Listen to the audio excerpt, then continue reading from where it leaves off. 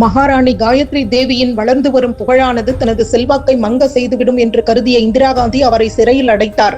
ராஜவம்சத்தின் நளினம் மற்றும் நேர்த்தியான வாழ்க்கை முறைக்கு பெயர் பெற்ற மகாராணி காயத்ரி தேவி சத்தம், குழப்பம், அழுக்கு நிறைந்த மற்றும் ஒரு மீன் சந்தையை போன்ற சூழல் கொண்ட திகார் சிறையில் காவலர்களுடன் வாழ வேண்டிய கட்டாயத்திற்கு தள்ளப்பட்டார்.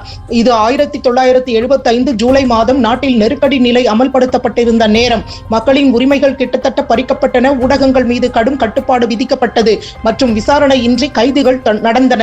இந்த சூழலில் மகாராணி காயத்ரி தேவியும் கைது செய்யப்பட்டு நேரடியாக திகார் சிறைக்கு அனுப்பப்பட்டார். ஆனால் இது வெறும் கைது மட்டும் அல்ல, இதற்கு பின்னால் அரசியலும் ஒரு பழைய தனிப்பட்ட மோதலும் இருந்தது. ஒரு காலத்தில் காயத்ரி தேவியும் இந்திரா காந்தியும் சாந்தி நிகேதனத்தில் ஒன்றாக படித்தவர்கள்.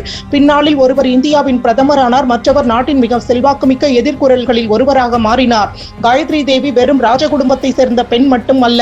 1962 மக்களவைத் தேர்தலில் அவர் காங்கிரஸ் வேட்பாளரை 1,75,000க்கும் அதிகமான வாக்குகள் வித்தியாசத்தில் தோற்கடித்தார்.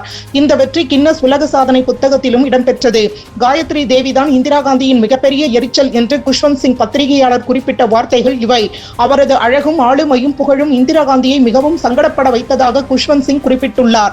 நெருக்கடி நிலை அமல்படுத்தப்பட்ட போது நிலைமை முற்றிலும் மாறியது.